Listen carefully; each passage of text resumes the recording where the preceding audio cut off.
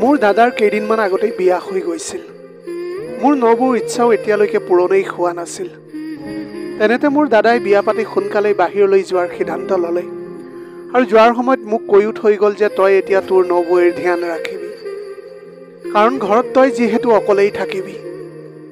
ময়ো তেতিয়া দাদাক ক'লোঁ যে তই কোনো চিন্তা নকৰিবি, কাৰণ ময়ো মোৰ দাদাৰ উপাৰ্জনৰ আনন্দ ল'বলৈ বিচাৰিছিলোঁ। এদিন মোৰ নবৌৱে মোক তেওঁৰ কোঠালৈ মাতিলে। মই সুধিলোঁ, নবৌ কি হ'লনো? নবৌৱে ক'লে, তুমি সোনকালেই মোৰ কোঠালৈ আহি যোৱা। আৰু মই নবৌৰ কোঠালৈ আহি গৈছিলোঁ। নবৌৱে তেতিয়া ক'লে যে মোৰ মূৰটো বহুত বিষাইছে, মোৰ মূৰটো তুমি অলপ মালিচ কৰি দিয়া। মই তেতিয়া ক'লোঁ যে নবৌ, মই এইবিলাক কৰিবলৈ নোৱাৰোঁ। কিন্তু নবৌৱে ক'বলৈ ধৰিলে, তুমি এয়া কৰিবই লাগিব। মই নবৌৰ মূৰ মালিচ কৰিবলৈ ধৰিলোঁ। তাৰপিছত নবৌৱে ক'বলৈ ধৰিলে, এতিয়া তুমি মোৰ পিঠিত তেল লগাই মালিচ কৰি দিয়া। তাৰপিছত নবৌৱে লাহেকৈ শাৰীখন। এতিয়া সেই সকলোবিলাক দেখি মোৰ গাটো একেবাৰে কঁপি উঠিছিল। তাৰপিছত মই পিঠিত তেল লগাই লাহে লাহে মালিচ কৰিবলৈ ধৰিলোঁ। মোৰ মন সম্পূৰ্ণৰূপে বিচলিত হৈ গৈছিল। নবৌৱে অদ্ভুত অদ্ভুত ধৰণৰ শব্দ কিছুমান উলিয়াবলৈ ধৰিলে। তাৰপিছত আৰু মই নিজকে নিয়ন্ত্ৰণ কৰিবলৈ নোৱাৰিলোঁ আৰু নবৌৰ লগত জোৰে জোৰে। মোৰ বয়স 22 বছৰ। তেতিয়া মই ঘৰতে আছিলোঁ। মোৰ দাদাই বিয়া এই কাৰণেই কৰাইছিল যাতে মই ঘৰত অকলশৰীয়া অনুভৱ নকৰোঁ। নবৌৰ নাম আছিল পুনম আৰু মই তেওঁক পুনম বুলিয়েই মাতিছিলোঁ। প্ৰায় তেওঁ মন মাৰিয়েই থাকিছিল। বহুতবাৰ মই তেওঁক মনে মনে কান্দি থকাও দেখিছিলোঁ। সেইটো সময়ত মোৰ এনেকুৱা লাগিছিল তেওঁৰ চাগে দাদালৈ বহুত মনত পৰি থাকে, সেইকাৰণে চাগে মনে মনে কান্দি থাকে। কিন্তু না মই কেতিয়াবা নবৌক সেই কথাটো সুধিছিলোঁ, না নবৌৱে মোক সেই কথাটো খোলাখুলিকৈ কৈছিল। ৰাতি তেওঁ নিজৰ কোঠাত সোমাই যায় আৰু কোঠাৰ পৰা কন্দাৰ শব্দ শুনিবলৈ পাইছিলোঁ মই। আচলতে মোৰ দাদাই বিয়া হোৱাৰ এসপ্তাহৰ ভিতৰতে বিদেশলৈ বুলি গুচি গৈছিল। এগৰাকী নতুন কইনাৰ কাৰণে নিজৰ স্বামীৰ অবিহনে দিন কটোৱাটো বহুতেই কঠিন হৈ পৰে। কিন্তু মোৰ দাদাইতো বিয়া মোৰ কাৰণেহে কৰাইছিল, কাৰণ ঘৰত মই অকলেই থাকিছিলোঁ আৰু এতিয়া ঘৰৰ দায়িত্ব ল'বলৈ এগৰাকী নাৰীৰ প্ৰয়োজন হৈছিল। সেইকাৰণে দাদাই নবৌক মোৰ হাততে গতাই গুচি গৈছিল। এতিয়া এনেকৈ পুনম নবৌৱে অকলেই থাকিবলৈ ধৰিছিল। তেওঁৰ ধ্যান এতিয়া ময়ে ৰাখিছিলোঁ। তেওঁ এগৰাকী 28 বছৰীয়া গাভৰু মহিলা আছিল। এদিন নিশা মই শুবলৈ বিচনাত বাগৰি আছিলোঁ। তেতিয়াই মোক নবৌৱে মোৰ কোঠাৰ দুৱাৰত টুকুৰিয়াই মাতিলে। মই ভাবিলোঁ যে কিনো কাম হ'ব। সেয়া ভাবিয়ে মই তৎক্ষণাত উঠি নবৌৰ কোঠালৈ বুলি গুচি গ'লোঁ, কাৰণ যোৱাৰ সময়ত সকলো দায়িত্ব মোৰ ওপৰত এৰি থৈ গৈছিল দাদাই।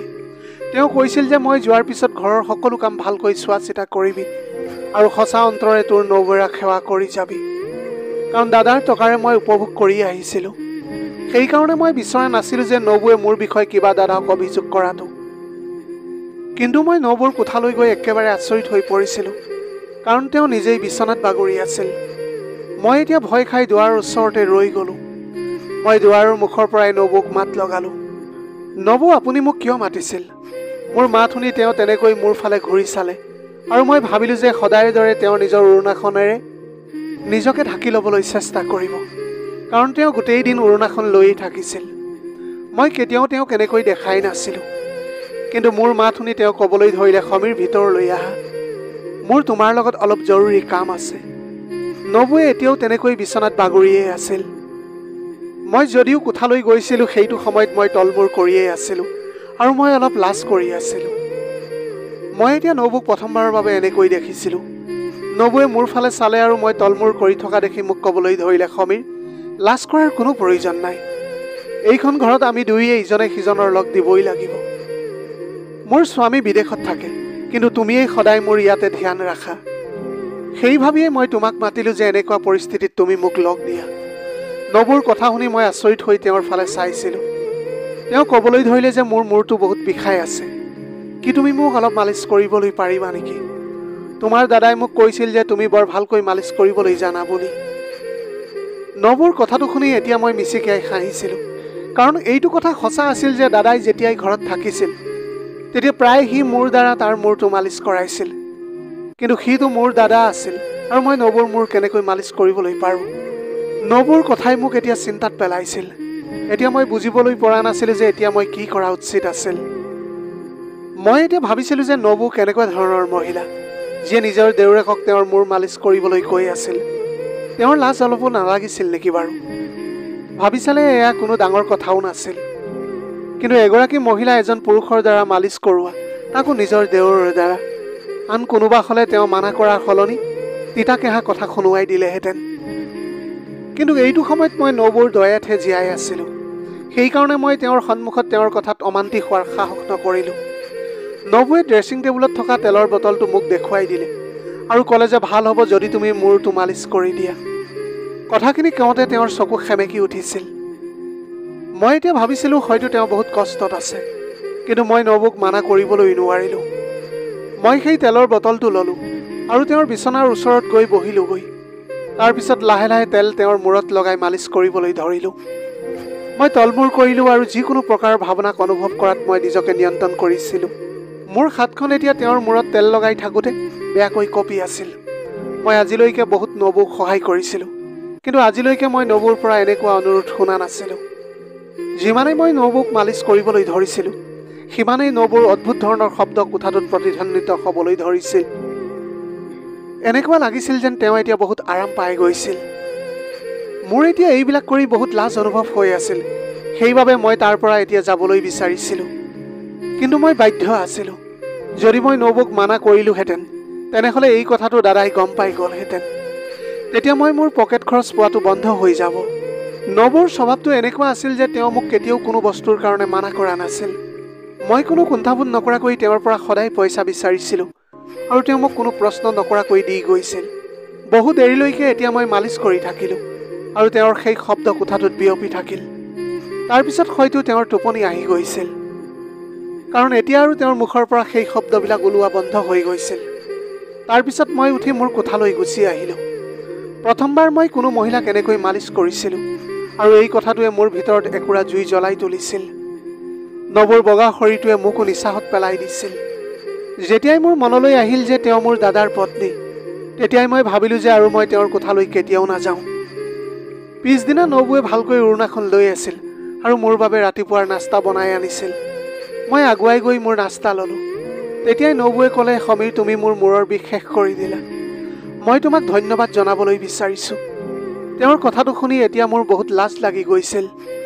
মই ক'লোঁ, আচলতে তুমি গোটেই দিনটো ঘৰৰ কাম কৰি ভাগৰি পৰা। মই চেষ্টা কৰিম তোমাৰ কামত সহায় কৰিবলৈ, নহ'লে তুমি কাম কৰা মহিলা এজনীও ৰাখিবলৈ পাৰা। তেতিয়া নবৌৱে ক'বলৈ ধৰিলে যে মোৰ ভাগৰ তেতিয়ালৈকে নাযায় যেতিয়ালৈকে মোৰ স্বামী ঘৰলৈ উভতি নাহে। যিদিনাখন তেওঁ ঘৰলৈ উভতি আহিব, সেইদিনাহে মোৰ ভাগৰ দূৰ হ'ব। মই এতিয়া তেওঁ কি ক'বলৈ বিচাৰিছিল বুজিব নোৱাৰিলোঁ, কিন্তু তেওঁ পাকঘৰলৈ গুচি গ'ল এইবিলাক কথা কৈ। মোৰো কামৰ সময় হৈ গ'ল আৰু মই ঘৰৰ পৰা ওলাই আহিলোঁ। গোটেই দিন নবৌৰ কথা মোৰ মগজুত ঘূৰি থাকিল। দুপৰীয়া যেতিয়া মই ঘৰলৈ আহিলোঁ, তেতিয়া মোৰ ভনীও ঘৰলৈ আহিল। মই ভাবিছিলোঁ যে যিকোনো প্ৰকাৰে সুযোগ বুজি মোৰ ভনীক নবৌৰ মালিচৰ কথাটো কৈ দিওঁ বুলি, কিন্তু তেওঁলোক দুয়ো ইমানেই মগ্ন আছিল যে তেওঁলোকৰ কথাত মোৰ বাবে সময় নাছিল। কিছু দেৰিৰ পিছত মোৰ ভনীয়ে মোক এনেকৈ কৈ গুচি গ'ল যে তাই আজি বেছি দেৰি নাথাকে, তাইৰ স্বামী আহিবলৈ সময় হৈ গৈছে। সেইকাৰণে মই তাইক মালিচৰ কথাটো আজি ক'বলৈ নোৱাৰিলোঁ। এনেকৈ কিছু সময় আৰাম কৰাৰ পিছত মই যেতিয়া কোঠাৰ পৰা বাহিৰলৈ ওলালোঁ, তেতিয়া মই দেখিলোঁ যে নবৌৱে কাপোৰ ধুই আছিল আৰু কোনোমতেহে কাপোৰৰ বাল্টিটো চাদৰ ওপৰলৈ লৈ গৈ আছে। সেয়া দেখি মই একেবাৰে লাজ পাই গ'লোঁ, কাৰণ সেই কাপোৰ মোৰেই আছিল। আৰু মই এতিয়া ভাবিছিলোঁ যে মোৰ সেই গোটেই কাপোৰবিলাকৰ কাৰণেই তেওঁ ইমান কষ্ট কৰিবলগীয়া হৈ গৈছে। মই তেতিয়া লগে লগে নবৌক মাত লগালোঁ আৰু তেওঁ সেইটো সময়ত ঘামেৰে তিতি আছিল। মই বাল্টিটো লৈ চাদৰ ওপৰলৈ গুচি গ'লোঁ আৰু তেওঁৰ লগত কাপোৰবিলাক ৰ'দত মেলিবলৈ ধৰিলোঁ। যেতিয়া আমি চাদৰ পৰা উভতি আহিছিলোঁ, তেতিয়া তেওঁ কিবা অদ্ভুত ধৰণে খোজ কাঢ়ি আছিল, যেন তেওঁৰ এতিয়া বহুত কষ্ট হৈ আছে। মই তেওঁক ক'লোঁ যে যদি তুমি বিচৰা তেনেহ'লে মই তোমাক ডাক্তৰৰ ওচৰলৈ লৈ যাবলৈ পাৰোঁ। মোৰ এনেকুৱা লাগিছিল যে হয়তো তেওঁৰ মূৰ বিষাই আছে। মোৰ কথাটো শুনি তেওঁ এতিয়া উদাস মন এটা লৈ মিচিকাই হাঁহি ক'লে, এয়া হৈছে মোৰ ভুলৰ ফল। নবৌৰ কথাটো শুনি মই একেবাৰে আচৰিত হৈ পৰিছিলোঁ। তেওঁ ক'লে, তুমি চিন্তা নকৰিবা, মই সোনকালে ঠিক হৈ যাম। আৰু তেনেকৈ কৈ তেওঁ নিজৰ কোঠালৈ বুলি গুচি গ'ল। যোৱা কিছুদিনৰ পৰা মোৰ তেওঁৰ প্ৰতিটো কথা মোৰ বুজা শক্তিৰ বাহিৰত আছিল আৰু সেয়া মোৰ বাবে এক চিন্তাৰ কথা হৈ পৰিছিল। কেতিয়াবা কেতিয়াবা এনেকুৱা লাগিছিল যে তেওঁ কিবা লুকুৱাবলৈ চেষ্টা কৰি আছে। এনেকৈ সন্ধিয়া হৈ আহিল। মোৰ চাহ খাবলৈ বহুত মন গৈছিল। মই নবৌৰ কোঠালৈ গৈ তেওঁক মাতিবলৈ ধৰিলোঁ। কিন্তু তেওঁ সেইটো সময়ত ভিতৰত কান্দি আছিল আৰু কাৰোবাক কৈ আছিল যে এই সকলোবিলাক তোৰ কাৰণেই হৈছে। আজি যি মোৰ অৱস্থা হৈছে ইয়াৰ বাবে তয়েই দায়ী। নবুৰ কথা শুনি মই দুৱাৰ মুখতে ৰৈ গ'লোঁ। মই জনা নাছিলোঁ যে তেওঁ কাৰ লগত কথা পাতি আছিল। এতিয়া নবুৰ কথা শুনি মই জানিবলৈ পাৰিছিলোঁ যে তেওঁৰ মূৰৰ বিষৰ কাৰণ সেয়া আছিল যে তেওঁ আন কাৰোবাৰ লগত বেয়া ধৰণে কথা পাতি আছিল। মই বুজিব পৰা নাছিলোঁ যে এইবিলাক শুনাৰ পিছত মই কি কৰিব লাগে। একো নভবা নিচিন্তাকৈ মই মোৰ দাদালৈ ফোন কৰি দিলোঁ। মই তেওঁক ক'লোঁ যে তই ঘৰলৈ কিয় অহা নাই। দাদাই তেতিয়া ক'বলৈ ধৰিলে যে কি হ'লনো, সকলো ঠিকে আছেনে? মই এতিয়া তেওঁক ক'লোঁ যে তেওঁৰ পত্নীয়ে কেনেকুৱা আচৰণবিলাক কৰি থাকে আৰু মাত্ৰ এইটোৱেই ক'লোঁ যে তেওঁৰ তোলৈ বহুত মনত পৰি আছে, সেইকাৰণে সোনকালেই আহি যা। কিছু কথা পতাৰ পিছত সি ফোনটো কাটি দিলে। তাৰপিছত মই ভাবিবলৈ ধৰিলোঁ যে এতিয়া মই কি কৰা উচিত। তাৰপিছত সেই নিশা নবুৱে মোক মাত লগাই মোক তেওঁৰ কোঠালৈ মাতিলে। মই তেওঁৰ কোঠালৈ আহি গ'লোঁ। সেইটো সময়ত তেওঁ বিচনাত বাগৰি আছিল। তেওঁ মোক তেওঁৰ মূৰটো মালিচ কৰিবলৈ ক'লে। মই এতিয়া তেলৰ বটলটো লৈ তেওঁৰ মূৰত মালিচ কৰিবলৈ ধৰিলোঁ। মই এতিয়া ভাবি আছিলোঁ যে তেওঁ সদায় সদায় মোৰ দ্বাৰাই কিয় মালিচ কৰাই আছিল। মই এতিয়া ভাবিছিলোঁ যে যেতিয়া মই কলেজলৈ যাওঁ তেতিয়া চাগে ঘৰলৈ কোনোবা আহে। সেয়া চাবলৈ মই পিছদিনা কলেজৰ পৰা সোনকালে ঘৰলৈ উভতি আহিলোঁ। কিন্তু সেয়া দেখি মই একেবাৰে আচৰিত হৈ পৰিছিলোঁ যে ঘৰখন একেবাৰে নিৰ্জন হৈ আছিল আৰু ঘৰত কোনোৱেই নাছিল। মই ঘৰৰ পৰা অলপ দূৰত থিয় হৈ আছিলোঁ। কিছু সময় পিছত দেখিলোঁ নবৌ ঘৰলৈ উভতি আহিছিল। সেইটো সময়ত তেওঁ ঘামেৰে একেবাৰে তিতি আছিল। তেওঁ ঘৰৰ দৰ্জা খুলি ভিতৰলৈ গুচি গ'ল। মই লগে লগে ঘৰলৈ গ'লোঁ আৰু নবৌক সুধিবলৈ ধৰিলোঁ যে তেওঁ গোটেই দিনটো কি কৰিছিল। নবৌৱে মোক ঘৰৰ কামৰ কথা ক'বলৈ ধৰিলে, কিন্তু তেওঁ মোক এই কথাটো নক'লে যে তেওঁ বাহিৰলৈ কিয় গৈছিল। এতিয়া মোৰ সম্পূৰ্ণৰূপে বিশ্বাস হৈ গৈছিল যে তেওঁ নিশ্চয় কিবা এটা ভুল কাম কৰি আছে। মই নবৌৰ সত্যটো জানিবলৈ বিচাৰিছিলোঁ। তাৰপিছত ৰাতি নবৌৱে আকৌ মোক তেওঁৰ কোঠালৈ মাতিলে। মই জানিছিলোঁ যে তেওঁ মোক আজি মালিচ কৰিবলৈ ক'ব, কিন্তু মোৰ অন্তৰেৰে এই কথাটো মানিবলৈ বিচৰা নাছিল। এয়া সত্য আছিল যে তেওঁৰ মূৰ বিষ হৈ আছে। এতিয়া তেওঁৰ মাত শুনি মই তেওঁৰ কোঠালৈ গুচি গ'লোঁ। মই তেলৰ বটলটো ল'লোঁ আৰু তাৰপিছত মালিচ কৰিবলৈ ধৰিলোঁ। কিন্তু তেওঁ মোক এনেকুৱা কিবা এটা ক'লে যিটো শুনি মই আচৰিত হৈ পৰিলোঁ। তেওঁ ক'লে যে আগতে তুমি লাইটটো অফ কৰি দিয়া। এয়া হৈছে প্ৰথমবাৰৰ বাবে তেওঁ মোক লাইটটো অফ কৰিবলৈ কৈছিল। মই সুধিলোঁ যে লাইটটো কিয় অফ কৰিবলৈ লাগে। তেতিয়া তেওঁ খঙেৰে মোৰ ফালে চাবলৈ ধৰিছিল।